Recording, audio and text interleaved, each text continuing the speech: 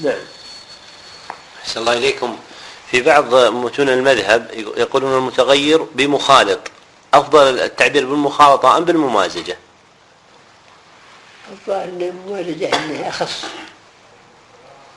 قد يخالطه وهنا بعض أشياء ما اختلطت يسمى مخالط، لكن الممازج يعني امتزاج مرة واحدة، صار ما في جزء من هذا ما في جزء من هذا، إنه معنى متقارب.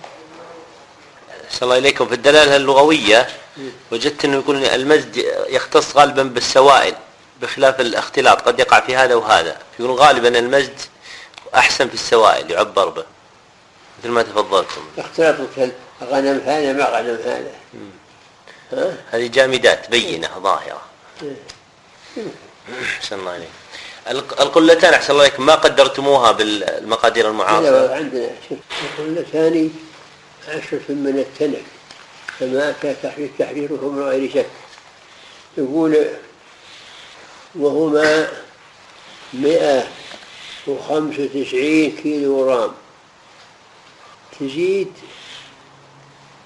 وتساوي 270 لتر، وهما 195 كيلو غرام وتساوي 270 لتر، وقدرهما بالمساحة في مكان مربع ذراع وربع طولا وعرضا وعمقا، وفي مكان المدور كالبئر ذراعان عمقا وذراع عرضا، وقال الحنابلة ذراعان ونصف عمقا.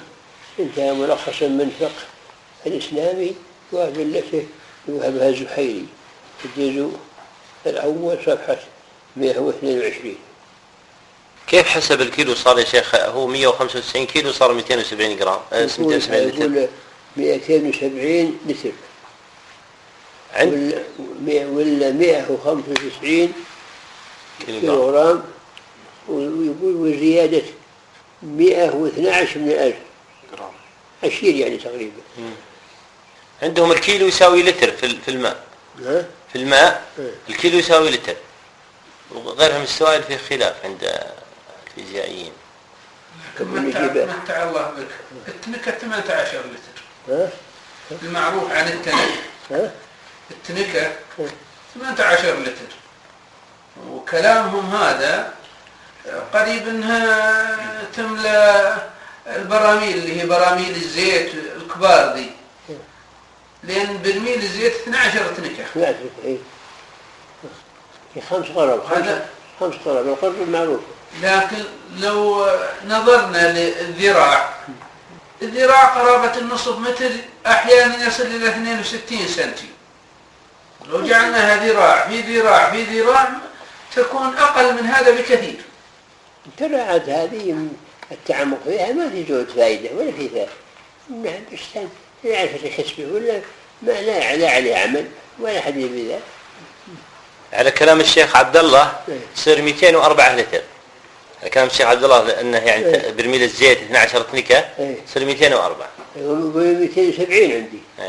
أنا أحسن الله إليكم حسبتها طلعت 200 لتر ولترين ونصف اللتر، قريب من كلام الشيخ عبد الله.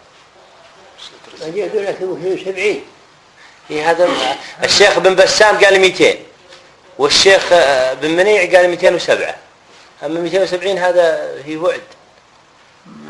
بالنسبة للتنكة هذا حساب عالمي، ما هو خاص بأحد. 18 لتر والبرميل 12 تنكة.